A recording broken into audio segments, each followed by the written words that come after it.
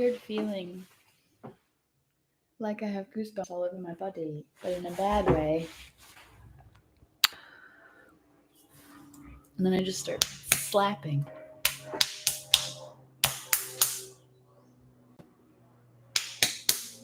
That is so crazy. When's your test? May 1st. Ugh.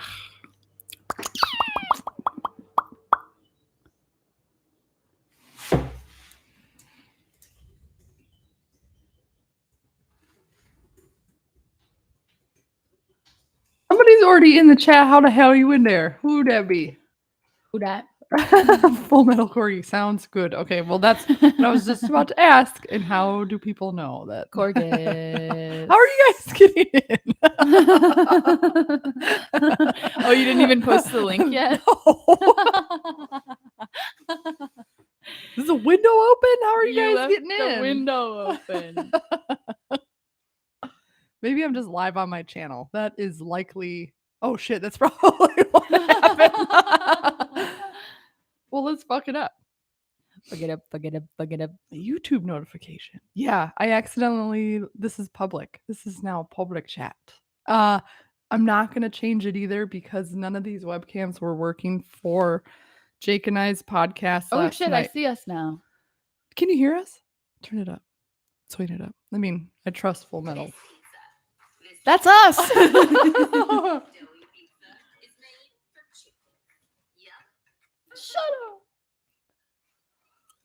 All right, I won't post it then. No, I will. Barsty. That lag is pretty good. Did you just connect to the Bluetooth? No. No.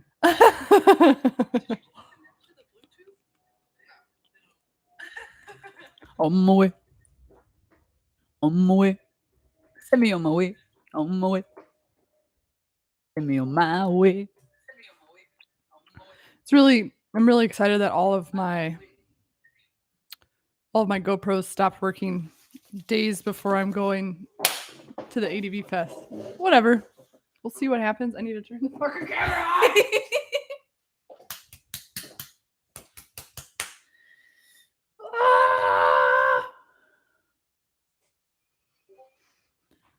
Bring oil and fire. Or wait, what does Denethor say when he asks for his company to burn him in Faramir in a funeral pyre? You never even looked at it, so how could you know? Lord of the Rings, Return of the King, Denethor, the steward of Gondor. Yes. Jay says, bring wood and oil. Yes, bring wood and oil. Set a fire in our flesh. You get a lot of headspace on the GoPro. I'm not going to fuck with it. Everything Send looks me on my great. Ooh. I was kicked out of bed and I had to drop Ruby off, and now I'm here trying to make this work. I think you're doing great. I'm doing. babe. My dog's pawing at the fucking dog food thing for the umpteenth time. He keeps getting hungry. I don't understand the physiologicalness of it. It's like he'll eat and then shit and then You he'll want just to eat ate again. fucking 16 hours ago, brother. His dreams require a lot of energy. Yeah, it sure does take a lot of food to be fat and sit around like a potato. Send me on my way. Configure track header. Jay Looper, Configure track header. I think maybe we could hold a contest or something. I know that I've seen Return of the King 1,000 times. 1,000 is an exaggeration, but I just 900. recently watched the extended Return of the King, maybe for the first time. I had seen the extended Two Towers a zillion times. I think Two Towers is the one I've seen the most because of the Battle of Helm's Deep, and there's so many good quotable parts in there, like when Merry and Pippin are captured by the Uruk-hai, and then they want to eat them, and the dude's like, "They are not for eating," and then when they get their head chopped off, and then he's like, "Looks like meat's back on our menus, boys," and they all go crazy and eat all of the orc guts. Orc guts. Hold on. Orc guts. Other quotes from the Two Towers that I love. Rolling. When Gandalf. Yeah! When Gandalf tells Aragorn to look for him at the first light on the 5th day, look to the east, and then they're about to fucking give up hope. And guess what? Guess who makes good on his promise? And he also brings back all the fighting men of the north. I mean, the Rohirrim. That's what I'm saying. He brings them back from the north. I thought the mouth of Sauron was grotesque, and I thought they did it well. Jixer Bra blew up Yami's turbo boost, so shut the fuck up. I gotta see that. Yeah, I feel I'm ashamed to say that the only thing I've seen is Hobbit. Hobbits? Hobbit. The Hobbit. And I said if they sing one more time, I'm leaving.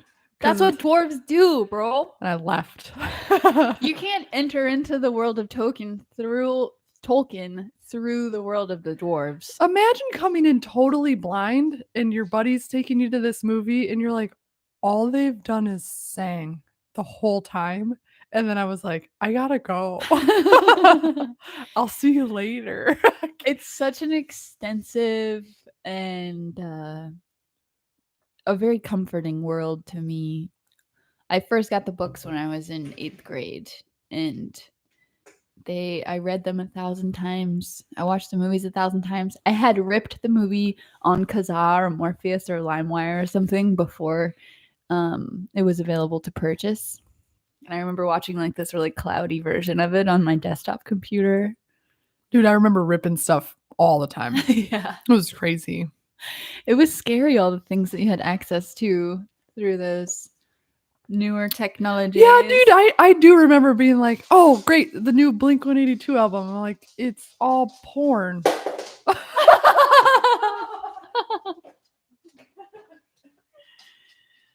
Murphy.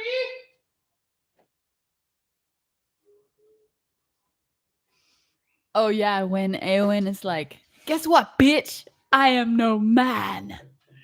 That was so sick. Can you dogs find a place? Can you light somewhere? Okay. Just lay down. Just light Davis somewhere. is just terrified. Oh, it's still fucking crooked. No! Yeah, those movies, those books were incredibly formative for me in my early years. What was your literary basis, would you say? Were you reading stuff? I read all the Harry Potter books, got way into those in middle school. I can't remember anything else at the moment. I was reading a lot of alien shit, like a lot of Whitley Strieber. I had Project Blue Book, which was government documents that they released. I was reading that. I was fucking weird. She's always been a conspiracy theorist. Well, I'd like go dig in my dad's bookshelf and there would be the sci-fi books that are this thick. And you're like, no, I don't care that much about anything. But then there'd be his rejects of like alien accounts, abduction accounts. And I was like, ooh. Now this they I had could pictures get into. and they scared the shit out of me. That's actually how I got into Blink-182. He got Dude Ranch and he threw it at me and he goes, this sucks.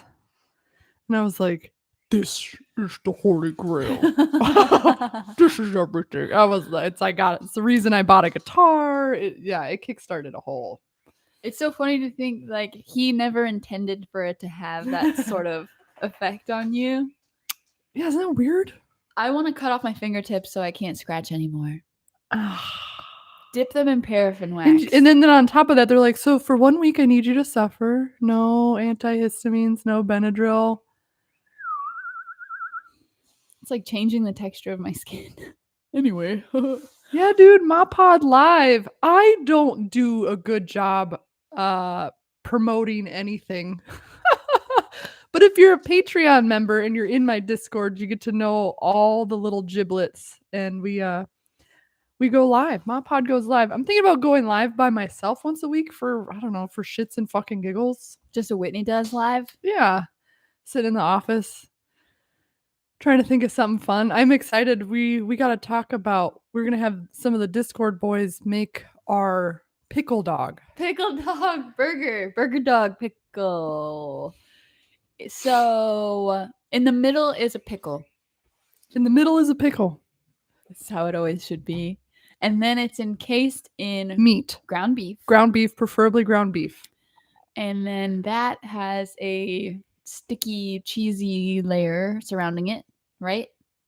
And then that's breaded and fried. Yes, I think it needs all cheeseburger components. It needs the pickle, it needs the meat, it needs Yes. It needs all of that. Burger to me also needs chopped onion, white onion. Oh, I don't know how would you do that? I think that you would serve it with like a burger sauce and just put the onion in the sauce. Yeah. I was thinking maybe the second week of May, people could throw us just send us little videos. They don't go on and on. It'd be cool to do like a super cut of all of them together. We'll do a super cut, and I think we should watch them. Yeah, and then make ours, or make ours, and during that filming, we'll sit down and watch theirs, and we'll have like a reaction camera. Ooh. I want everybody to participate, even if you don't want to. Even if you hate the idea want to. of participating. What do you think? Second week of May? You got that whole week. Yeah, we also have that live show on that Friday. Megan and I are doing a live show. We're doing a live rubbish cook. Is that the Carousel Lounge? Yeah. Carousel Lounge is a rad place. I found out it was all ages, so I told Lucas to bring Ruby. And the bartender went buck for Ruby. She thought she hadn't seen a child in decades. Is what it felt like. And it's like a creepy clown themed bar. It's really creepy. But it's bring your own shit. They have wine and beer, but it's BYO liquor. So bring your own liquor, and then you have to buy a mixer. It's like a really weird it's such a cool concept. It's a cool concept. I'm like, do you have sweet vermouth? I'm sitting there and like, well, I don't want a fucking Jack and Coke. Like, I want a Manhattan. But I guess you could have a gin and tonic. Yeah, but then I gotta drink their tonic, and I'm a tonic snob. They don't have. Do you like Schweppes? No, unless it's an emergency, and it's rarely an emergency. You rarely have experienced tonic emergencies? I always, when I was drinking, when I was on the sauce, always had my favorite tonic water. Interesting. Because it has varying levels of sweetness and quinine or whatever. Yes. Quinine. Yes, and finding the tonic that's like hyper bitter and like tastes like quinine is like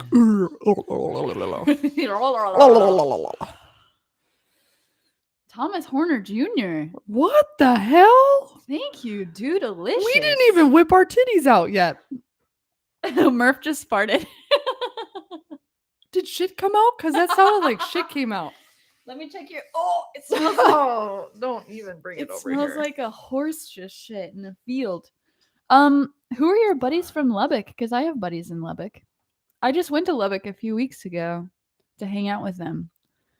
And 3 silver, kind of like a Scottish egg, sorta, but get your egg out of my shit, and to give me a pickle, and give me the American easy cheese, and give me death. Give me American cheese or give me death. We like food that has more emulsifiers. Yes, we need emulsifiers up the ass. Emulsifiers. We want to be emulsified. It's the ultimate union of our substances.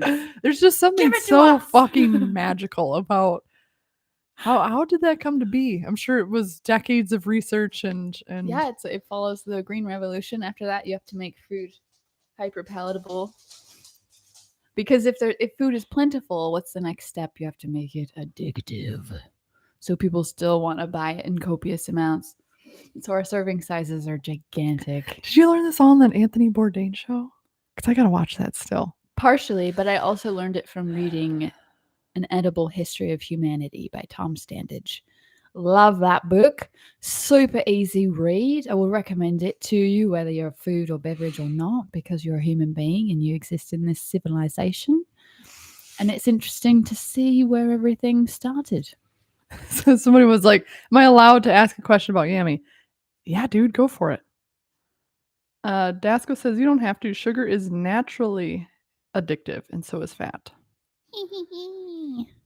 But to go back to emulsifiers, yesterday I helped Aaron with a 13 corporate sushi class, and for the corporate version you get miso soup, and instead of matcha creme brulee you get miso chocolate cupcakes.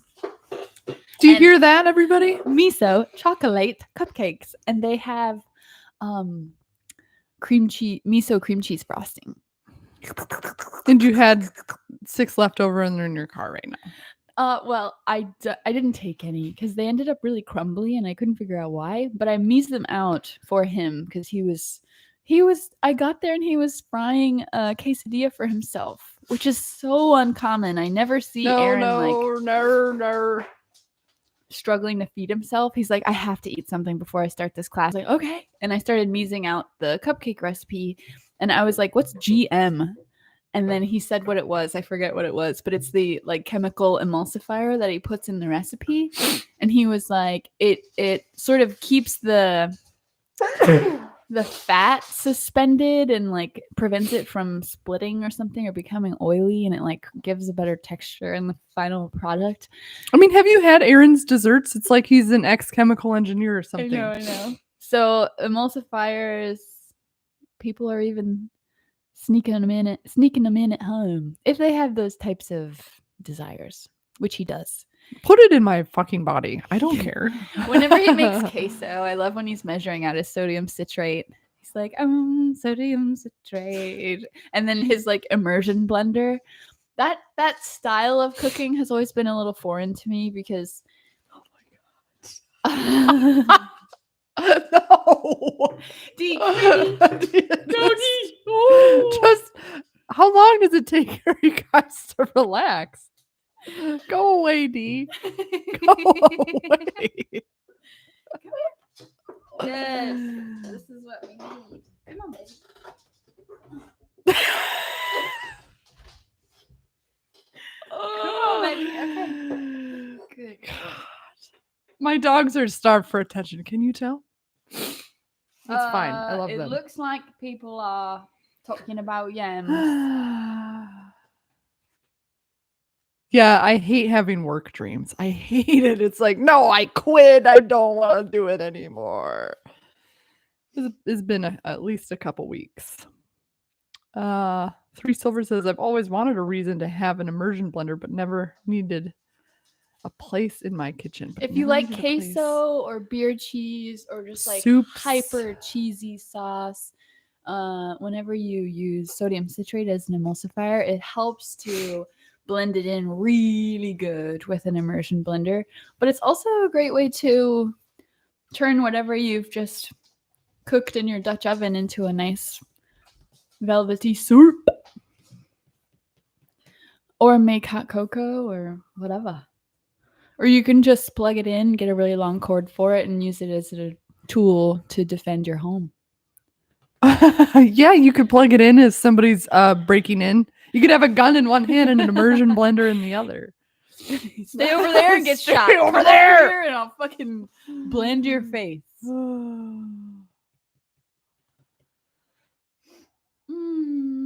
I had nothing to bring to the table. Just wanted you to know that. I have nothing specific other than the thoughts and ideas that have been floating because of the books that I'm reading. I just started reading the history of the Virgin Mary this morning, but I also continued reading the book the vagina book. How's the history of the Virgin Mary? I just read the introduction. Oh. But it basically is like ancient history to the year 1600 through like art and influences and prayers and cult of the saints and stuff. So I don't know. I think it'll be good. Cult of the Saints. This is a fun story I can share. It's weird, it's esoteric, it's right up my fucking alley. It's where my life is at right now. But our neighbors were having a birthday party for their 1-year-old, and we've never been invited to a birthday party, so we were really excited. Um, and it's just like classic Mexican throwdown. Like it's so like there's Fiesta. it's a fiesta. There's chicharrones and the popcorn. There's fucking tahini on the fruit salad. I'm like, oh yes. It's like there's everything's like sour and salty and spicy, and I'm just like in heaven. Um, and it was getting towards the end of the party, and Ruby was just like, you watch the battery drain on your toddler, but you're in public and there's nothing you can really do, and they start getting feral, and you're like, well, it was fine. And then they've got their 18th lollipop because they're at a birthday party, and you're just like, this is, I have to.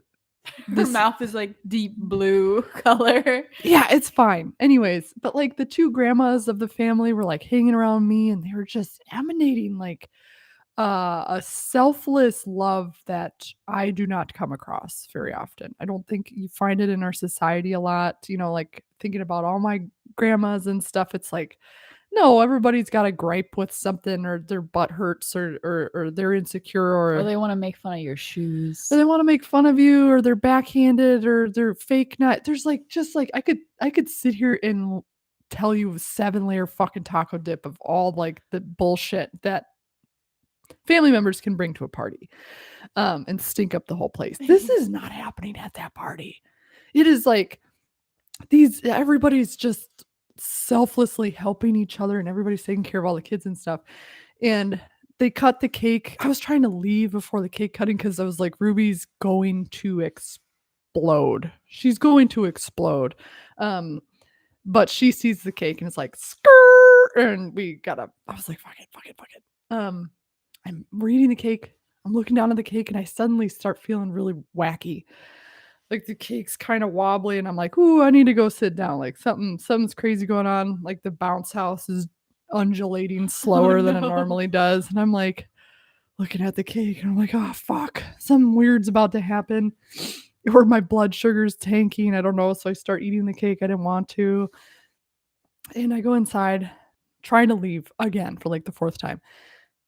And one of the grandmas is like, do you like the cake? I was like, dude, this cake is next level. There's no way this is from HEB. And she's like, no, HEB off Lakeline. And I was like, ooh, I got to write that down. I didn't know that they were different. She's like, they're very different. Lakeline. Yeah. And she was like, you need another piece. And I was like, oh, no. I don't. I'm going to vomit. And she's like, no, for tomorrow. And I was like, yeah, sure. I'll take whatever. She's like getting the fork and the plates and just like making me this care package. She goes, here. I'm like, wow, I don't need more cake, but fuck yeah. And it was just so palpable there. I don't know. It felt like I was next to the Virgin Mary or something. Like it was almost a borderline religious experience. I get home. Lucas is like trying to make dinner. He's got a show in San Antonio. He's like writing a set list, and I'm like, babe. And he's like, what? I'm like, babe, I'm not okay. And he's just like, I have to leave in 30 minutes. And like, just that, like, I start sobbing because I'm like, he burst your water balloon. He, stops what he's doing. He's like, oh my gosh, what's going on? And I was just like, sobbing into the fucking oblivion. And I'm like, Erica doesn't get this. And he's like, get what? And I'm like, she doesn't get mothers that'll help with anything. Because like my mom is a bummer. She's dealing with her own demons. My stepmom is somehow more of a bummer. These are women who do not ever help. They do not offer help. They cancel last minute. They disappear. They're agoraphobic. And when you've got little kids, you want help of some sort. It takes a village. Like every Ruby's birthday, my mom makes it about her. It's incredible. Like I laugh every time because I'm like, this is a marvel that you are somehow making my daughter's birthday about you. Strange. It's like her vision of reality is some kind of circuitous tube that just like leads back to her own self. To quote my mom, I don't know what's wrong. My stomach hurts. That was like on Ruby's second birthday, and I'm on the phone being like, bitch. But also, doesn't she Click. know what's wrong? I hung up on her. I was like, what? Get your weird narcissistic demon hooks out of this like fun time. This is about my baby. She's a real baby, not a fake baby who's an adult. Yeah, I'm not gonna wipe your butt anymore. I know that's what you fucking want. But I'm sobbing about how Erica's deprived of this. I felt inappropriately attached to these grandmothers. I wanted to live with them. Will they come home with me? I love them. You know, it was just like this love exists out there. It was really profound, and it started me, of course, as it does, on a spiral. Like I'm eating dinner with Lucas, and I was like, what was wrong with my dad? Like he clearly like lined up all these women that he had been with. And I'm like, it's like he purposefully left a trauma labyrinth for the rest of us to fucking deal with. And Lucas and I started talking about how he was so inert. He didn't have hobbies, interests, likes. He was addicted to his phone, but he also had a lot of damage from brain damage. A lot of brain damage from using meth for so long and whatever. But you know, you'd see like these glimmers of somebody who was really funny and stuff. But it was almost like something was reanimating him. When? In choosing these partners. It's like you're not just like choosing somebody who's a dud. You're going out of your way to choose this radically. But don't they both kind of display this kind of helplessness about them? My dad definitely did. Like when he wanted to move down here, he's like, he told me I had to go scope out neighborhoods and then I had to send him a list of houses that he could. And I was like, no, I don't. He was really upset. And I was like, I'm not doing this for you. I was referring to the two women that he chose to be with. Yes, they're all four of them were extremely helpless and crazy. I mean, maybe he saw something of himself reflected in them, and but he hated being with them. I don't get it. But was he comforted by their inability to function? He was one of those classic early 90s TV shows. They're together and then they hate each other. Al Bundy sitting on the couch flushing a toilet. Yeah. Anyways, so it just like led me on this kaleidoscope of generational trauma bound and gagged, like certain people and who was working through which generation. But it was funny because it all started because of the piece of cake. And it was funny because I was like, man, I could feel like something just fucking churning away in my head and like this explosive reaction. It felt good. I mean, it's like witnessing the heartbreak over and over again of like what my sister has to go through, or every time my mom pokes her head in my life and things fall over, it's like, you know, you just move on. I don't ever get emotional about it, but it does well up and you do explode in opposition to feeling a presence that is so godlike. Absolutely. It's like you get a glimpse of how the other half lives and you're like, why was I denied this incredible facet of being a human? Like the togetherness, the community, like the elders who have the knowledge because they've already lived a life and they've already raised children and they've got stuff to offer that would be valuable for you to know. It was so crazy. They wouldn't talk about themselves. No such luck. And I'm like, what? I'm a bartender. Like I could sit and just like pull shit out of people all day and they're just like, no, you don't need to know about me. You know, it was just like, damn. I feel so perplexed right now and I fucking love it. And what a shame. I mean, it's like we came over here. Everybody's completely cut off from their ancestors. We're all pressurized by Quaker Puritan religious law. And the sheer violence of our existence. It's just like every step along the way has been forced. America is just a fucking pinball machine of just like rape and pillage and plunder. Yeah, it makes sense why it makes sense why it's a dumpster fire. It's like if you look at how everybody got here, why everybody started, the rising, the downfall, the good stories, the bad stories, without any help from our elders, our lineage. Stop it. And the displacement of the people who are already here, the displacement and the erasure, it's all so fraught. I want to ask, dude, Hannah Elson in the chat. Hannah Elson in the chat. Dude, Hannah just quit. Let's congratulate Hannah. She just quit her. She was working at a law firm that was sucking the soul out of her butt, and she fucking quit. Hell yeah, babe. I'm not. Follow your heart. Hannah, what do you want? What's up next? Nothing? Everything? Nothing? You don't have to tell us if you don't want to. I want. Okay, but here's the thing. The Spaniards mated and took over Central and South America, and they created Mexican people. And I mean, it's in every country. They took over way more than we did. And the Portuguese. Yes. But what I don't understand is how they. Hannah says, I'm going to watch sparrows take dust fast. Fuck yeah. That sounds great. Tight.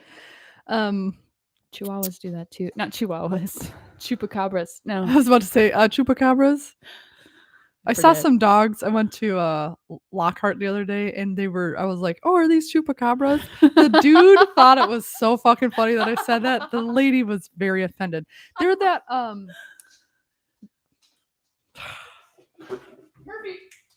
Come on, Murphy, let's go.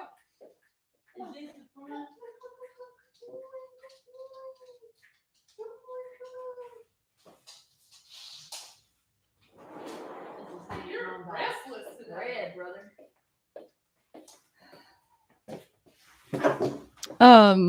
Good golly, Ms. Molly. But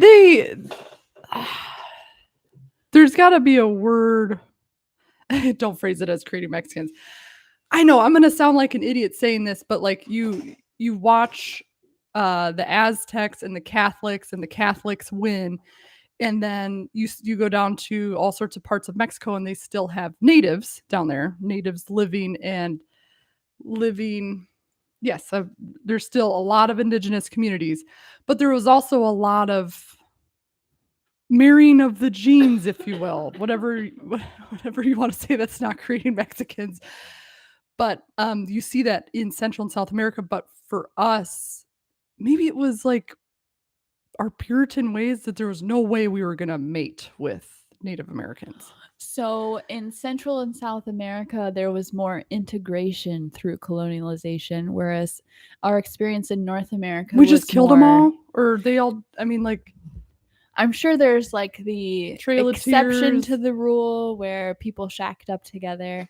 But for the most part, and even it was illegal in some states, in some colonies, it was illegal for colonists to shack up with indigenous or with enslaved people who were brought over to do hard labor. So the Spaniards and the Portuguese, it was different. They were like, no, it's fine as long as you worship our God. For whatever reason, there was more integration in their cultures. And that's not to say there wasn't like indigenous erasure on there absolutely was. That's why it's like so hard to talk about. I'm not saying this is the one thing that blanketed it all, but they definitely made more of each other with each other. Absolutely. And that's how you get mestizos. I think that's the word they used for an indigenous person who got with a colonizer.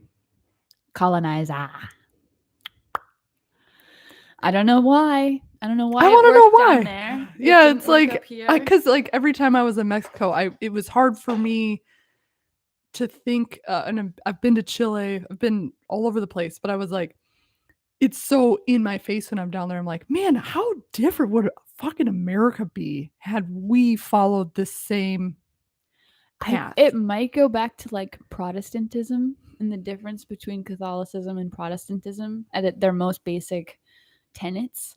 Catholicism is supposed to be the universal faith. It's like the religion. It's supposed to be the one. And so whenever a Catholic mission moves into an area, it's about integrating people into the fold. It's like, yeah, you can keep your local deities and all of the indigenous spirits and things that you do, but you have to see them through this Catholic lens.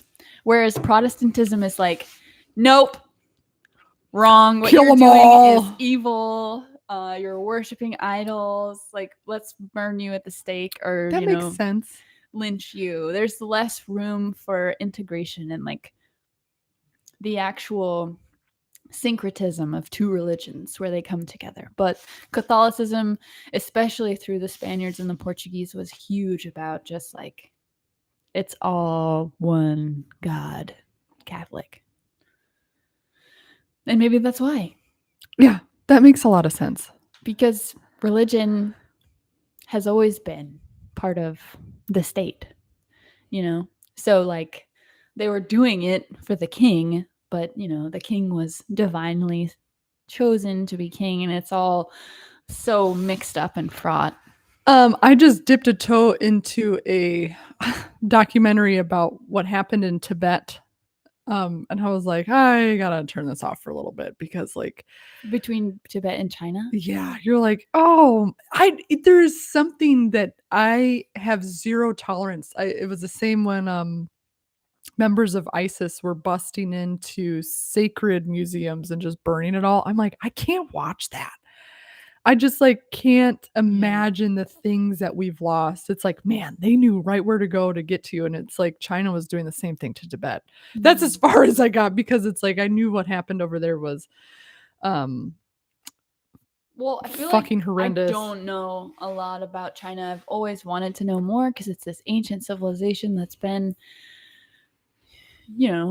thriving at points, starving at some points, but just like persistent throughout the centuries. And they've been involved in a lot of genocidal conflicts. Like, if you think about the people who inhabit the regions between the Gobi Desert in China and Eastern Europe, like all of those Muslim, Chinese, Uyghur, Western Asia people, there's been a lot of instances where the state government of China is just trying to erase them off the map because they're trying to like load them all up on a train and get them out of there and reclaim all of their ancient land. And this also goes into the conflict with Taiwan, which I don't know a lot about, but I know that it's like a hotly debated topic. It's crazy to think about how big the world is and yet how small it really is, because it's never big enough. People always want more. There's always like something else to reconquer or regain, or a colonial influence to push out, or we have to reclaim our people's territorial ancient land. It's like Israel, it's like Palestine, it's Pakistan, it's so many places of fighting over the one sacred, it's like our ancestors lived here, therefore we have a right to inhabit this land. But then our thing, we're just bastard orphans who... It had to happen, right? I was thinking about that too. I'm like, man, there was just one country just waiting, ripe with agriculture space, like Corgi said, referring to South America. The terrain allowed for less agriculture, therefore less settlements and less Europeans to overwhelm native culture. Yeah, that makes sense. Oh, so this was South America? Yeah, up here was maybe just like the plains. Fucking plains, easy. Did you know there used to be an intercontinental sea? And like Texas was underneath water? It was totally just like flat and covered in water. It was like a shallow tropical There's fossils in my backyard. Yeah.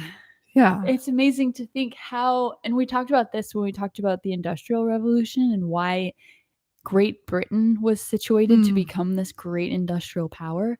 The land, the way the land was shaped, the resources within the land, and then this arbitrary staking out of, this is our land. Whatever comes from it. They fucking saw what was over here and they're like, shit, like flat. Well, it all came on like misinformation because Columbus came over and he fucking thought he found India. He Right. was looking for Right. spices and all that shit, and he The thought he opposite found of pepper, spices. but he did not find pepper. And so his like blundering mistake. Suddenly, I just pictured you on a ship looking for spices. Dude, I would. Like, could you imagine bland food and how desperately you needed to season Good it? golly.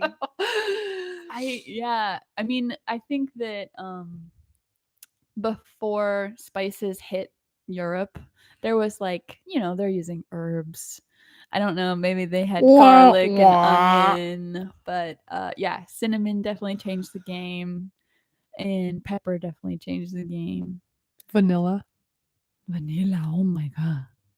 They were using it in savory applications. It's still a scarce spice. Yeah. Saffron. I don't know how saffron and me don't vibe, but You don't get it. it's very oceanic to me. It's Hmm. very not fishy, but Interesting. It does have kind of like a tangy, funky quality, I guess. I like whenever I make saffron aioli, I'll like shove the saffron under people's noses. Like, have you ever smelled anything like this before? it's very unique for sure. It has no match. Like, you can't fake it. You cannot fake it. Mm-mm. Good luck. Good luck. But I'm super into like the way that spices shaped our global interactions, because for the longest time the Muslim traders were the ones who were controlling the supply of spices from the West Indies, or like the Spice Islands down there, like Sumatra. They were controlling it. Like, they were the only ones who knew the roots, and they would like inflate these stories of monsters and like just like terrifying things so that they could control the supply. And then eventually, European powers, they just ventured out in the age of exploration, and that's really what With a whole lot of gunpowder. busted open our global pussy. They busted open the global spice pussy. That's right. And she flowing. She flowing, boy. These are so sour. They're really sour, and I think eating those is what made me itchy. Itchy Bay. Itchy Bay. What's been on your mind lately, Itchy Bay? Basically just like concepts of femininity and masculinity. I'm still really battling with what I think about people of opposite sex and what I think about myself. Are you going through it? Yeah, well, I'm always going through it in some way. But in this way, I'm thinking, because I was talking briefly to Lucas about this this morning, and because growing up, my dad and my brother and my mom, they all presented such like a masculine, like being masculine is better regardless of your sex. If you act more masculine, you're funnier, you're funner to be around, you're easier to be around. It's like this quelling of my emotional self that has happened over long periods of time. It's almost like suppressing your emotions around the emotionally suppressed. Yes, exactly. So like the ways in which we would engage with each other would be to laugh at farts, which is, I dig it. I love it. Which is the fucking It's the cherry on best. top of the cake. But it's not all there is. No, But no. I love laughing at farts. So my femininity, such that it was sort of suppressed. And I never wanted to sort of get dolled up and do the feminine shindig, because I didn't want my brother or my dad to make fun of you, to or make fun of me or think that I was like stupid or whatever comes with those sort of feminine appearances. And let's see, where was I going with that? So thinking about like the female brain versus the male brain, I was always resistant to us being different. I've always been resistant to like, you can't put me in a box just because I have a vagina. You don't know who I am, But there are certain things that are coming to light for me that are like, oh, this is scientific. Wait, this there's is a difference in the way that we experience, emotions, and our physical makeup is different, and our organs, our hormones, our brains, like the way that our hemispheres communicate with each other is different. And it's like rocking my world. Like I never knew the extent to which we are different, because I always thought that it was like, no, anything you can do, I can do better. Like whatever it is, you may be physically stronger, but I could get that strong if I really wanted to. So I read this one analogy. I was reading about Tantra and like swing.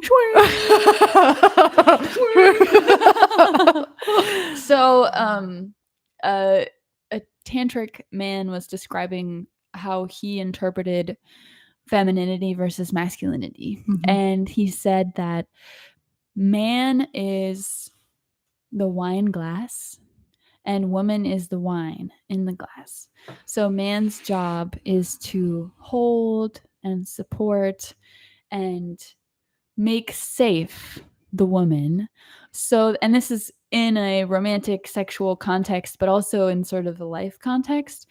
Yeah, I forget the definition of tantric. We all just think about like the Kama Sutra and just fucking. Yeah. But it's and then so the man is the safety, the protection, the holding, the supporting for the woman's wild, emotional, chaotic nature. So in Sanskrit, Tantra means woven together. Yeah, and that's so inspirational to me. Like the idea that man and woman can coalesce, somehow adhesion, see eye to eye, somehow understand each other and support each other, and be the yin and yang that you dream of, ideally, in like a cisgender heterosexual, monogamous bond that I envision for myself. Yeah, I mean that's But what do you think about that image of the wine glass and the wine? It's so funny because it's so funny. I came from the opposite in terms of coming out of the closet with my femininity after realizing that being feminine was way more than what I had been shown. There's like a GQ writer who wrote under a man's name for a long time, and she talked about that aha moment. And she came out of the closet as a woman, and I heard that and I just fucking lost my shit. And I went into therapy and I realized how much the sexual molestation I'd encountered, the rape, the being around only dudes, and if you're ever a girl, you're made fun of, and all of that was suppressing what it meant to be a woman. My mom was always flailing, but it sucked because looking back at her life and you see all of her trauma, and had she had a support system, or if my dad made her feel safe, she probably would have been a lot more sane. But I remember being stranded because she couldn't figure out the car, and she couldn't figure out this, and she couldn't figure out that. And then I became the one that my friends would call when they needed their TV hooked up or their surround sound, and when their car was broken or they needed to change a tire. Like I was the one that they called. Like I had seen my mom's inability to function, and I had became extremely functional, and that inherently became more masculine. You became the support that you required. Right. And I had a single mom. My dad was gone. I became the man of the house, like that whole sort of trajectory. So then trying to find a mate was awful because everybody, even down to I sought out this super nerdy guy. I loved his writing, whatever. He had all the things that you think that somebody wouldn't want, right? He was way shorter than me, intellectual, not cool by any means, but I was like, I just want to connect with somebody. Yeah. And I was so excited to go on this date and whatever. He's like, so you're coming over? And I was like, no, this is the first date.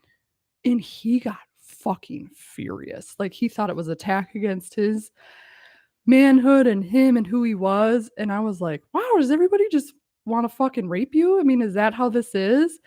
And it was devastating. I never saw him ever again. I thought it was fucking disgusting to see that side of somebody. But that That's was like, horrible. yeah. And that was my, Your experience dating. yeah, we're at the bar, somebody write their number on something and be like, I have a king size bed. I'll see you later. And I'm like, no, you won't. What the fuck do you think that is like the thing that I want to hear? Some people are really horny. I was like, fuck you, bye. dude. Yeah, it's crazy to think like the nature of men's experience versus the nature of a woman's experience. And like I said, I hate this binary it's very exclusive. It feels like everything is on a spectrum rather, but my experience is being a woman, so I relate to things about women. I don't know. I want to be inclusive and fair, but the language is very limited. But then I met Lucas. Yes. Extremely sensitive. Had the same thing. Every girl wants to fuck him. He's freaking out because it's not what he wants. And he's suppressing his masculinity because he's afraid because it's making him vulnerable. And XYZ, all of that. So we kind of came together as he was patient and sensitive and communicative, and I was crass and domineering, and it was like perfect though, because I felt like he was the wine glass, and he was also just some shit. He'd be like, man, your parents really fucked you up. I'm like, what? And he's like, when stuff gets hard, you don't quit. That's not a thing. And I was like, why? Wait, what? He's like, your dad never told you that? Your mom never said, like, no, keep going. Like, let's try it again. And I was like, they said stuff to you? Yeah. Also, they told you stuff. In my mom's defense, she was always working. She had like 2 or 3 jobs, and it was tough. It was really tough. And so I was raised by the Simpsons. But what was I going to say? Yeah, but I had to do a lot of work on myself. I was outrageously self-destructive, and I had put Lucas through hell and back, but for some reason he fucking stayed. But it and we've both done a lot of work on ourselves, and I think sometimes people think that you got to find the person and everything's great, and then but it's like if that person is willing, you can feel someone's dedication immediately. You can feel if they're into it or not into it, or that duality, that yin and the yang. You need that chemistry to pull the pieces together. Definitely. You have to want to strive for that togetherness, because I guess it just doesn't fall out of the sky. You have to actually build it. I'm still on my solo journey. I'm still trying to figure out but what mine means. it sounds like it's in an important place for you to see the femininity in a different light and to honor its differences. And it's not what you think it is, or it's not people telling you what it is, or it's also not people saying it doesn't exist. Right. It's because as you've read in your books, there's a whole history of people squashing the shit out of it. And I don't know why people love to just because it's wild and powerful. Squish it. Yeah. Right? They like to squish the squish mitten. Squish the squish mitten. I don't know. It's interesting to exist in 2023. We have this vast and varied history of male-female relations and all these different variations. And it's popping off. And what is it now? Women are working, men are working. No one's home. No one's at home. Kids are at daycare all day long. Houses, families, everything's super expensive. Everybody's got to work all the time. And then when they're not working, they got to look at that. They got to scroll. They got to doom scroll, baby. And has it made us any better? Are we better than our forebears? I don't know. It sounds like you're coming to some realizations. I think I'm putting pen on paper. And I think that I'm making some declarations. Can we build a time machine? Oh, where do you want to go? I don't want to go back. I I want to just go want to talk to forward. my I ancestors. want to go forward. Okay. I would love to if it wasn't like something that transported me physically back to that time. It could be like, let's FaceTime with the past. You know? Well, So you did some digging up during the pandemic, yeah, I have like names and dates but you and don't have like. places, and I've got some pictures. They're all over the country, or my ancestors were all over the country, and it's wild to think about how many people populate your biological past. All of those orgasms. So many people. All those orgasms coming together to make you. Well, we like to think that it's all orgasms. At least there was. I mean, at least one. one of them was at least one of them was coming. We don't know which one. She'll be coming down the mountain when she comes. Yeehaw! She'll be coming- Dude, I think the world would be a different place if you both had to come at the same No. time. King. Our brains would be bigger, which means our pussies would be wider, which means our dicks would be bigger. Like, think about it. Think about it. It'd be a lovely place to. Your jennies. Your jennies are super dilated. You need stilts to get up on in there. That would be awful. Yeah, that's right. Yeah, that would be terrible. There'd be like 6 people. See, now hold on a second. No, man. What's wrong? Oh, Full Metal says there'd be like 6 people if we did that. What's the ideal number anyway? Do you think that we just need to get better at all of it? We are. We are good at all of it. Will you we could muse get with better. me about your ideal utopian society? Always, babe. It's never gonna happen and it's never gonna exist. And yeah, I think about it every Never day. say never. Okay, so clarify aspects about jobs, education, money, communities, food.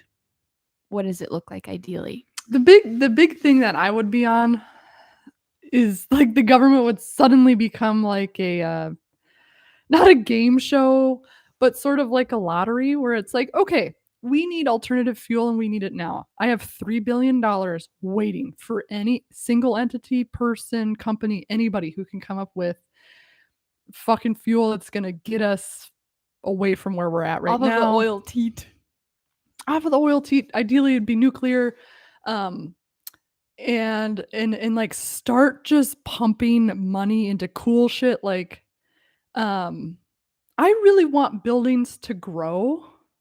I think like we see buildings being built constantly in Austin, like you see everything. And I'm like, why aren't we still just hammering and pouring concrete? Like, why aren't you growing shit from a medium like a fungi, or they're using hemp brick to 3D print stuff too, which is kind of cool. I would like dump government issue ZH2s. Yes. The H2 is fine. The ZH2 is more fun. But it would just be fun to create a future that is tantric with the environment. And I'm not coming from a place of green. I just think there's so much untapped potential if we harness technology to be married more with the environment. I think that's where shit could like really fucking pop off. And we could start controlling the weather a little bit better. And we just like suddenly became like this breathing society living in fucking futuristic geodesic fungi domes. Everybody has a universal income. And people are funneling their time and energy into transforming our planet into a more. I want shit to fly. I like, like I want to get to where we all thought where we would be, but we can't get there because we're hampered down by X, Y, Z times a billion. So to like give everybody 40 grand, 50, like a base pay. Start.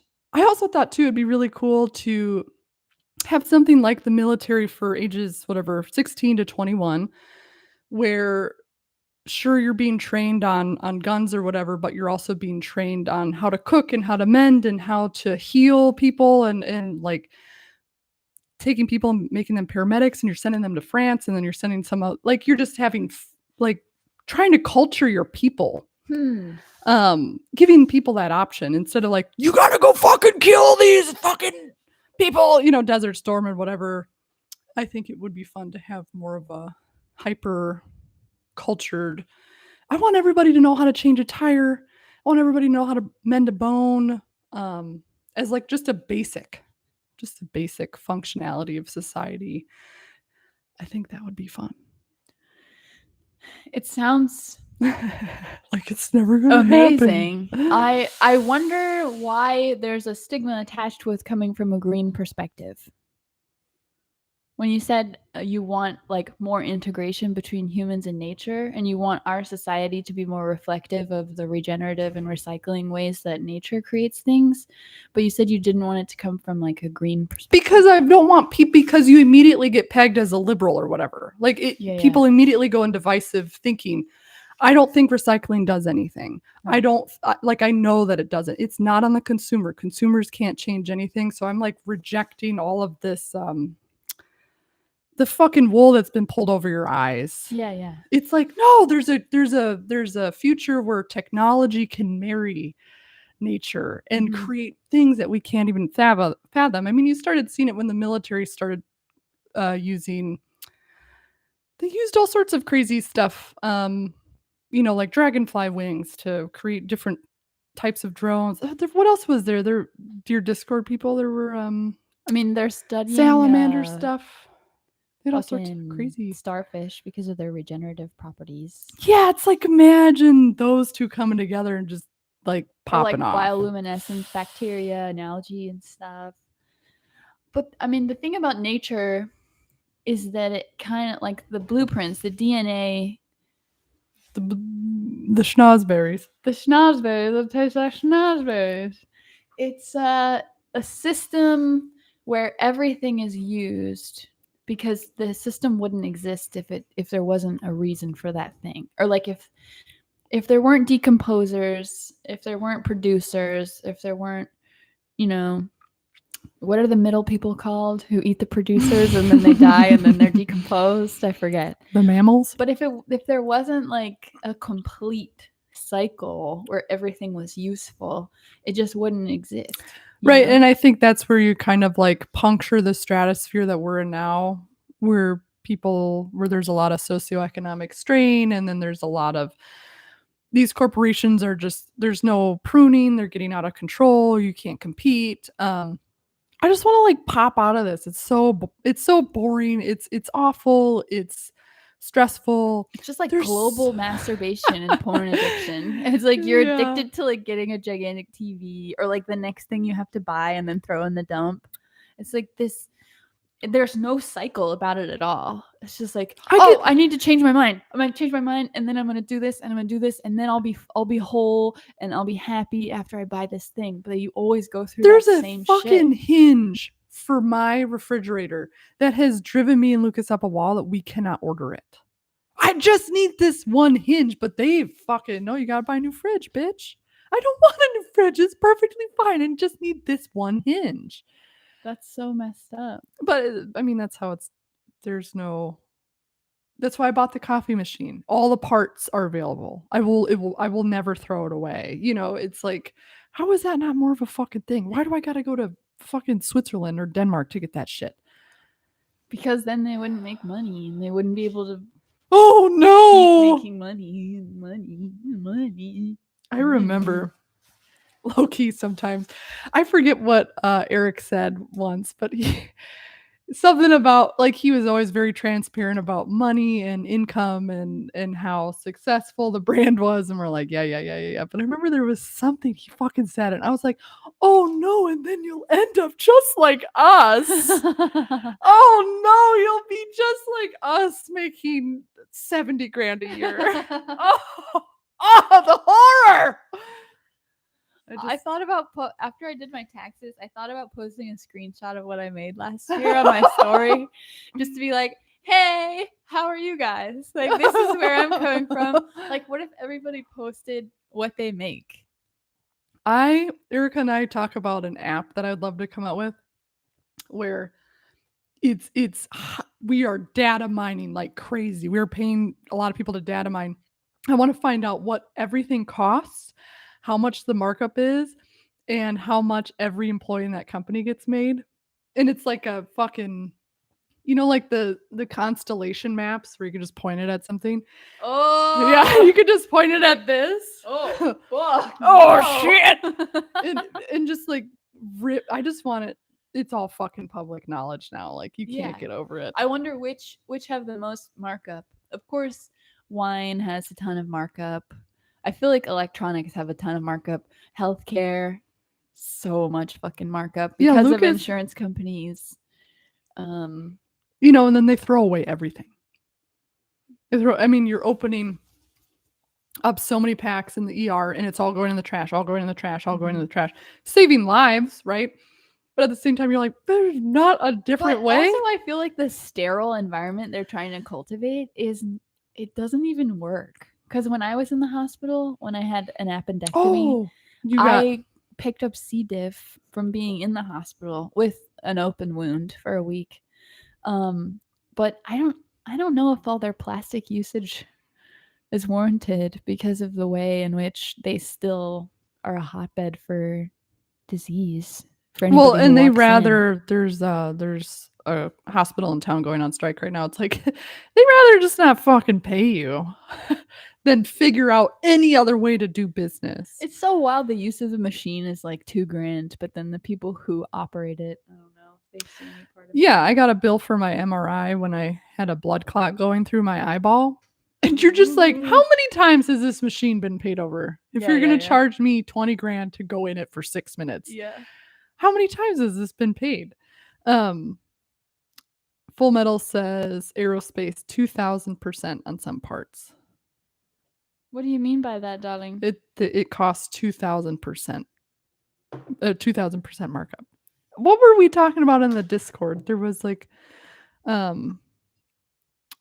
Maverick.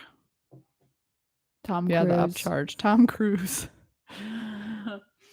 Top Gun. Tom Cruise. I found out about some Tom Cruise cake. Do you guys know about Tom Cruise cake? The cake? Yeah, Tom Cruise sends a cake to everybody. That like gets on his list, like directors he's worked with, actors or actresses he's worked with, and everybody gets this cake. It's like a What's the cake? It's like a coconut. Let's look it up. I don't want to fuck it up. PC. Tom Cruise. Okay. What an explosive vitriolic personality he's got there. What's his cake? It's a white chocolate coconut bun cake from Doan's Bakery. White chocolate coconut bun. Oh, interesting. It's enrobed in frosting and then it's enrobed in coconut? Yeah. I'd fuck with it.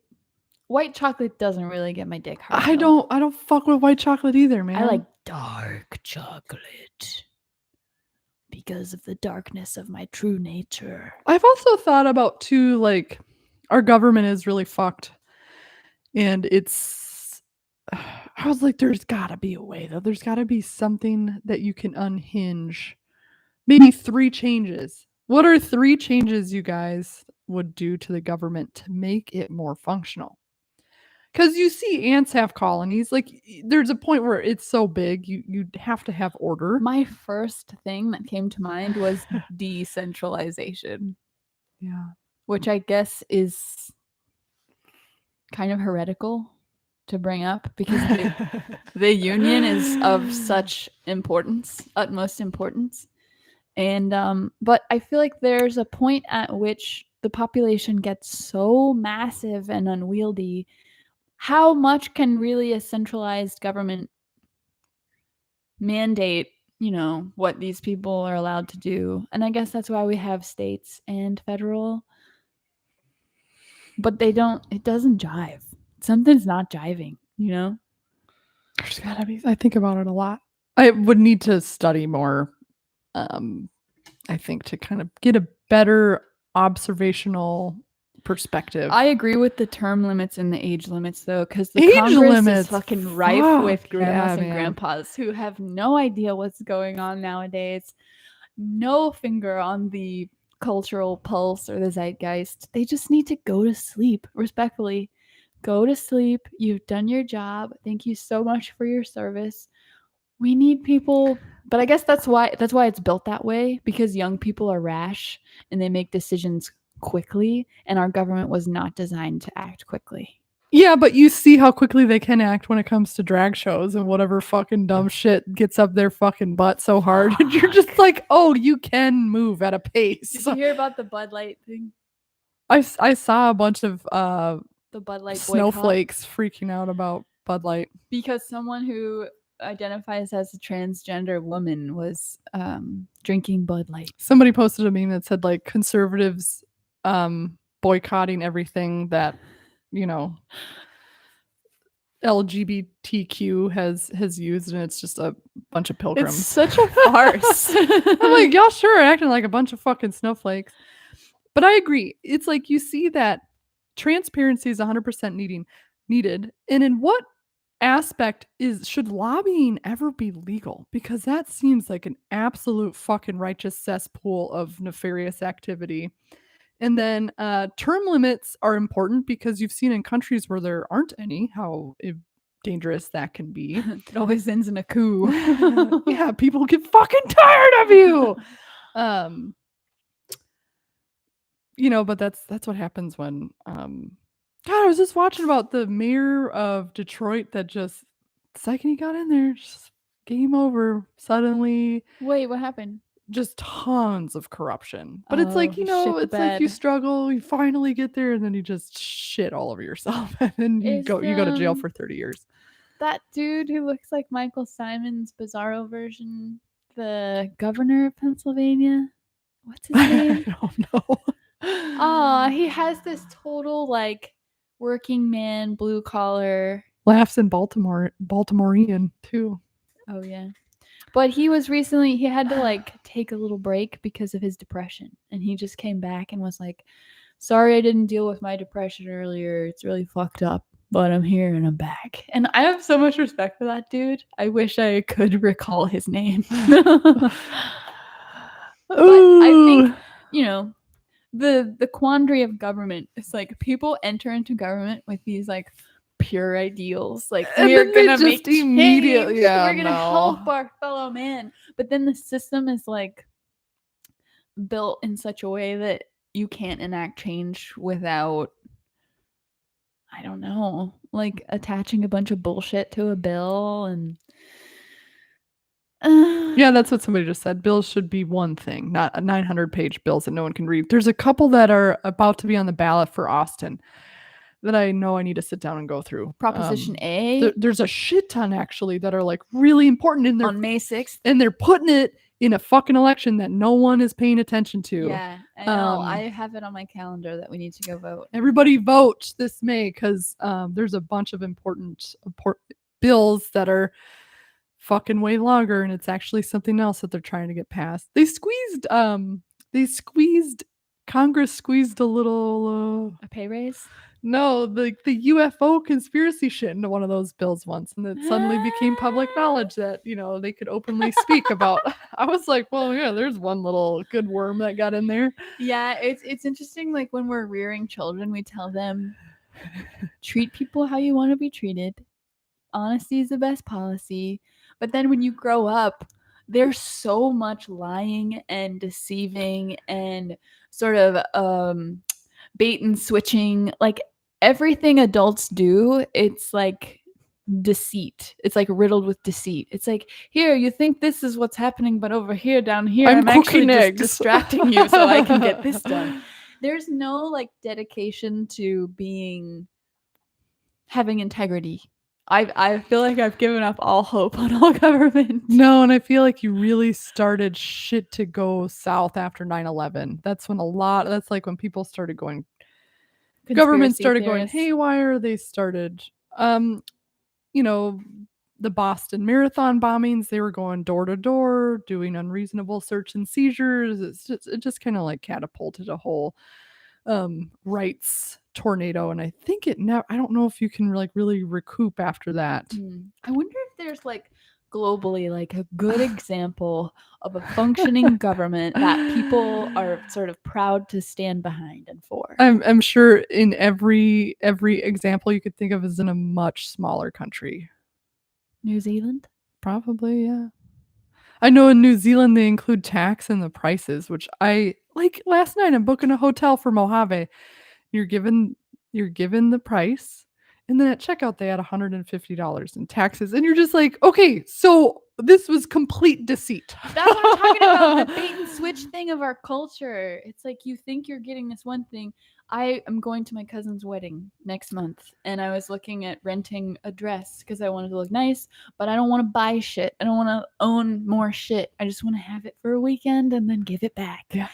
It says it's $30. I'm like, cool. I can swing that. $30 every 3 days for 3 months. I go to checkout, and it's like, add on this, add on this, add on this, add on this. It's $75. I'm like, thank you so much, but I'll wear a fucking garbage bag. Appreciate it. I don't know. I am mad that people aren't what they say they are.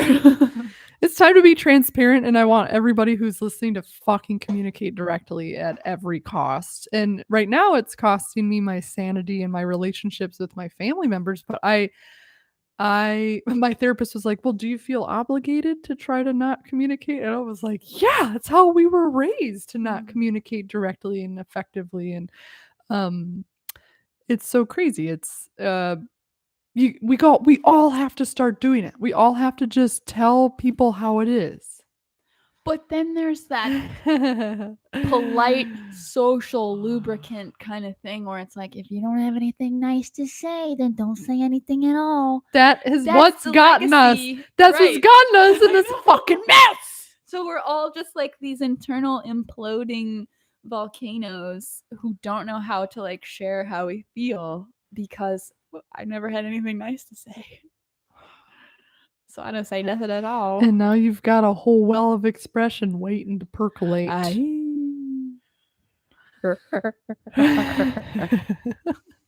just want to keep on learning. My most important one is learning. Yes, I do too. And having cool, fun, engaging, enlightening experiences with cool people who wear green jackets. Who wear green jacket? I gotta bring it to these stores, man. They got. Where did you get that? Lockhart. They got all these cool vintage She would talk stores. about Burgundy to Lockhart for we gotta go there before $4, $5. We gotta go there before your wedding, because I found 2 really pretty dresses. I'm gonna show them to you. Whoa. It's in like 2 weeks. Lockhart's 30 minutes. Okay. Are you excited about Mojave? I am. I'm trying to work on my confidence, and I'm trying to be excited and fight with my hormonal depression, which will like hit at like 4 p.m. every day. And it's Nap time. Why would I not go to something that the universe just plopped into your lap? Yeah, I mean, I think it's like financially a little bit stressful because after we do this, I gotta like go get a helmet and pants, and like I don't ride off-road very often. You have to buy them? You can't just rent them? No, you can't rent them. Fuck. My butt's too big. It don't fit in my fucking regular riding pants. There's too much booty in the pants. There's too much booty in the pants. I'm excited for you to have a new experience. Looks beautiful out there. Take care of that heat exhaustion. It's nice. It's same temp here. Not hot? No. It's April. It gets really wicked hot there in the summer. I like when you say wicked. Wicked! Wicked hot. It's wicked hot. We get to talk to, well, I'll try to talk to him too, this engineer who worked on one of our favorite motorcycles. Oh. So that's exciting. So you're going Thursday to late leave Sunday. Yeah. Okay. Cool, man. I'll pick you up from the airport, and then I have an allergy test at 10 a.m. on Monday, May 1st. I'm so excited. It's probably nothing. Wouldn't that be so frustrating if they did all the Every allergy time I go to a tests? fucking Western doctor, they're like, I don't know. Figure here's Oh, fucking no. I'm going to send you to I some have other fucking literally doctor so you never- can spend another $350. Murphy would fart. If he was the ring bearer to any wedding, he would fart down the whole aisle. He was farting this whole time, wherever he is. God bless him. All right, sweet team. Sweet, sweet. This is a first public live YouTube. I'll probably do more. Cause there was more people in this chat than there were last night on Jake's channel. Whoa. Yeah, what the hell? I don't know Wait, where Magic Hannah went. Toaster said, when is Megan getting married? Why you keep asking me that, bro? 2 years from now. To me. 2 years from now. To Whitney. To me. To Winty. Indeed. Her daughter sometimes, she calls her mom and mama and all that stuff, but sometimes she's Is like, your name Winty? Winty? It is my name. She knew my name before I told her, which I was like, who the fuck is telling you this shit? How you know my name? Say my name, say my name. Dude, your My wedding name's is around going to you. be out of fucking control. Who are Yeah. you gonna, what kind of food? As a food passionate person, is there somebody that you trust to cater your wedding? Or like, what do you? Honestly, I think it should just be catered by Cece's Pizza Buffet. Okay, that's what I was like. Or she's gonna tell us that it's all this Little Caesars fucking pizzeria. Because my most beloved, you know, you and Aaron and Emma and Janet, we'll all be there. all the best cooks and bartenders in town. You're guests. I don't want you to have to, you know. But at the same time, it's like It's weird to think about a wedding when I don't even have a partner. It feels honorary to be like, well, I'll deep fry shit at your wedding. Well, yeah. And that could be a cool idea. Everybody deep fries their own shit. It's like a big tempura wedding. I love Oh, tempura.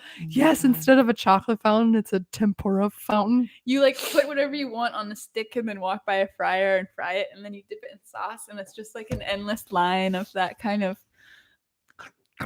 Everybody has a burned mouth by the end of the event. We're doing tempura fountains at your fucking wedding. Are you kidding? I'm not. It'll kidding. be like a beautiful pond of hot sizzling oil, and we'll all take our Wow. little tempura shrimps and dimps, and we'll dip them in there. I want sweet potato, and I want shimeji mushroom and enoki mushroom. And then we walk over to the hoisin sauce fountain. Oh my gosh. Yeah. Yes. Duh. It's Duh. a series of fucking fountains. It's gotta be fried food served fresh. I don't know. I thought Claire's idea of a soup buffet was really cool. I love soup.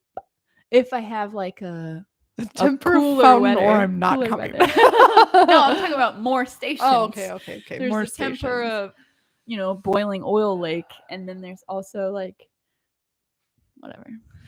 What would the dessert station be? It's gotta have chocolate, and it's gotta have raspberries and strawberries, and Chocolate fountains. Tempura fountain, chocolate fountain, soup fountain. or it's just a series of fountains. It's gonna be inside the mall. Everyone is suspended from the air.